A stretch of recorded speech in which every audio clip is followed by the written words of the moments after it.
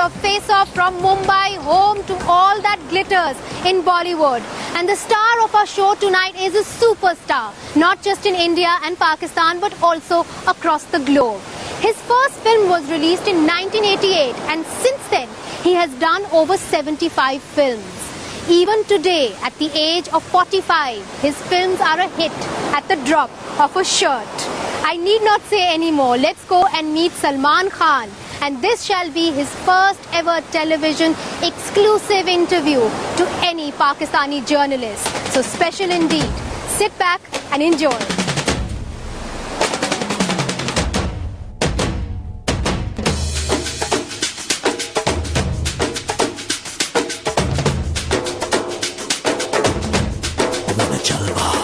Thank you so much for joining us on Face Off. Just before the interview, you were telling me that you had family there, and the last time you visited Pakistan when you were 15 years old. And what brought you to Pakistan? Family. Family? Yeah, my mom, my dad's sister lived there, so my cousins were there as well. I think now they've moved to America, some moved to Dubai. Do you remember a little bit about Pakistan? Yeah, I remember. I think they were staying in this place called Drigg Road. What do you remember about the people, the smell, the place? I remember the house, and वहाँ पे घर के बाहर एक शहतूत का पेड़ हुआ करता था. Acha, and you used to climb up on that? Yeah, गच्छी पर. And play with your cousins? Bari Mamu still lives there in Khodadat colony. And he's your uncle? Yeah, he's my... Your khalu? Yeah. He's my dad's cousin. Do you have any plans of coming to Pakistan because you have such a huge fan following there? Yeah, definitely. I would love to be there. And what's keeping you away? Why haven't you come up till now?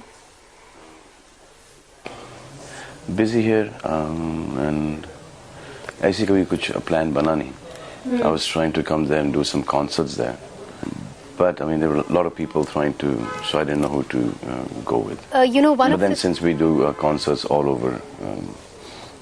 Like America, London, Dubai.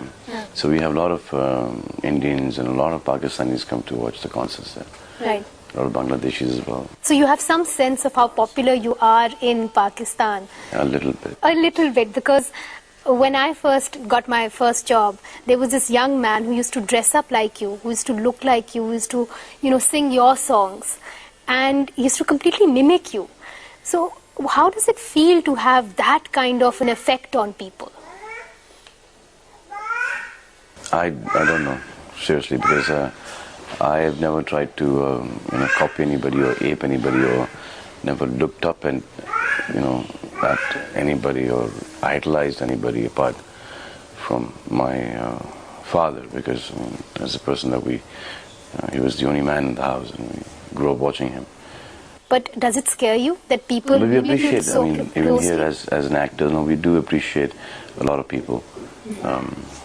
You were talking about being so tied up with so many things. Do you ever get free time to yourself? Yeah. Is it shooting I'm always after free. shooting? You're always free. I'm always free because I like what I do. It's my hobby, and I've kind of changed my hobby into my profession. So I'm excited all the time. If I'm shooting, you know how we shoot, maximum a shot takes about 20 seconds, 30 seconds to be done, but to set up is about half an hour, 45 minutes. I have enough time. So what do you do when you're waiting for your shots? I chill. You chill? I chill, I listen to music, I hang out with friends. Do you read books? Used to stop reading books. The only time that I read books is when I can't get sleep. And Are you suffering from insomnia? no, it's not insomnia, it's just that you'll sleep when you're dead. Since I was a kid, I just get about 2.5, 3 hours of sleep. So you only sleep 2 to 3 hours? Yeah, always been like this with me since school. Okay, and you don't feel tired, and how do you do all your action scenes then? I mean, some people require their 8, 10 hours of sleep. I'm sure you require 12 or... No. I just say that you can do so much more when you're not sleeping. So what do you enjoy most about being a star? I enjoy the smiles. You enjoy the smiles? That's the only thing that I enjoy. Right. I enjoy when somebody goes and watches a movie and everybody is like all... I mean, the whole Gurbat scene happening and everybody's depressed and upset and angry. And when they go and watch a movie, they forget all that stuff and they come up with smiles and happy, and then they want to be that character of the movie. I kind of enjoy that. Well, I mean, you've done so many films. You've done over 70 in the last 22 years.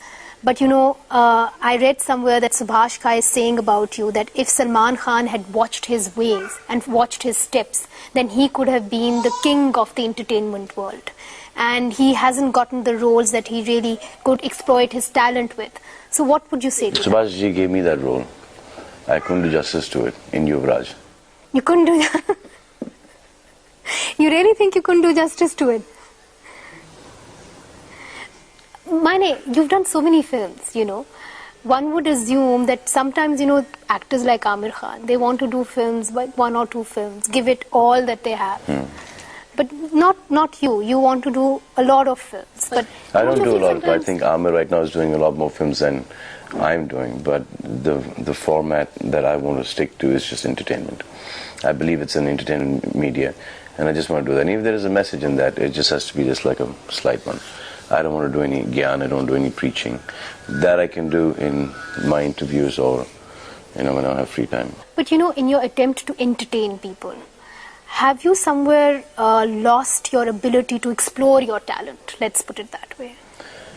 The kind of roles that I do, I just need this much of talent. And you won't want to do another role? Like, have you looked at a film and said, whether it's Bollywood or Hollywood, I wish I'd done that film? If I'd have got that, amused me. No, if I'd have got that film, I'm sure I'd done it, and I'm sure I'd have done it much better than the person that you've seen in the movie. You know, moving forward, because I know a lot of people in Pakistan will be watching this interview, the peace process between Pakistan and India has not really worked out, and you are somebody who has fans on both sides of the border. I'll tell you why it doesn't work out. I think the Indian Awam and the Pakistan, you know, Awam, they both like each other. I mean, there would be people in the armed forces, you know, where the Pakistanis have, you know, got one of us or we've got one of theirs, so that becomes kind of a personal enmity.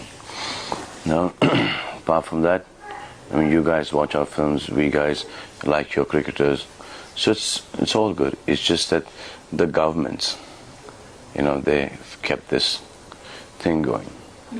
So I guess whoever signs this war treaty, get down, you know, jang chil gayi hai. You know, whoever says, you know, go, kill them or whatever, those people have to be in the front first. When the guys and the politicians or the government signs that, whoever signs that, ke jao bhaiya, they should be in the front, right there, before your jawans, before our jawans. You will never have that problem, I guess. You know, after the Mumbai attacks, you spoke in favor of Pakistan, saying that Pakistan has also suffered from terrorism. Benazir Bhutto was killed due to terrorism. So at that time, when there was so much anti-Pakistan sentiment, did you feel kind of a voice in the wilderness? See, everybody knew that the government is not behind it. They just knew that it was a terrorist attack. And more than anything, our security failed. And we've had these attacks, you know, a lot of them here. And they've not been from Pakistan, they've been from within as well. But this time, because Taj, the Oberoi, was under attack, so everybody just stood up. I mean, we've had, you know, bomb blasts earlier, we've had in trains, we've had blasts in small towns, and so these things have happened here as well. So no one, you know, at that point in time, no one stood up, just because it was the elite who, you know, this time that got targeted. I mean, 5-star hotels and stuff. So I think they panicked. That was the first time that they, you know, got up and spoke against this. So my thing was, that's why suddenly now this has been happening for the longest time, and we've been speaking on this for the longest time. Right. So people who suddenly woke up was because, you know, they were scared of their own lives and their own loved ones. What about the poor? Right, but don't you think? And that then even in Pakistan ke andar, I was told, Shoaib Akhtar was telling me that last year ke andar 550 bomb blasts हुए हैं. जी बिल्कुल. जी. So we've really suffered as well, and yeah. you're somebody who sees that very clearly. But don't you think that the Mumbai attacks were also... I think the press also is, very responsible for this, and for warmongering on both sides? And ignorance also is there. Plus, जो terrorist होता है वो terrorist होता है, Hindu हो, Musliman हो, he's a terrorist. I mean, किसी मजहब या किसी religion में ये नहीं बताया जाता है कि आप मारो. Fatwa का मतलब है opinion, jihad का मतलब है struggle within yourself, and Islam means peace. So what book are they reading? Islam means peace, and so ये क्या है मार-धाड़ killing वगैरह. Right. You talk about Islam, you talk about fatwas. Now, there has been a fatwa against you as well for, idolizing or for preaching to an idol. Ji. How do you respond to that kind of thing? Because obviously there's a certain community that expects you to behave in a certain way. And your mother is Hindu and your father is Muslim. And you also celebrate the Hindu festivals and the Muslim festivals. See, for me it is nothing. For me it would be difficult for somebody who's born in a Muslim family and has been taught that, that his religion is the best. But Islam also teaches that you have to respect somebody else's religion for him to respect your religion. I come from a family where my mother is Hindu, father is Muslim, second mother is Catholic. Yeah. So I believe in the principle of just being human. But anywhere in the world, that would be very uncommon. And does that sometimes, as a child, even when you were growing up, did that sometimes confuse you? Or was it something that you enjoyed? I think on my school, when they asked what religion I was, Dad said, why? Because I was in a Catholic school. Dad said, why do you want to know what is that got to do with? And you didn't know? No, my dad, when I spoke to him, the teachers, the principal, he said, fill in the religion. He said, what has religion got to do with what grades he's going to get and what marks he's going to get and how he's going to fare in school? It's got nothing to do with that. So he wrote human, and then he wrote Indian. And that's how you lead your life. You're human and you're Indian. But at the same time... If I was born in Pakistan, I'd been Pakistani. If I was born in England, I'd been British. If I was born anywhere. If I was born in Africa, I'd been African.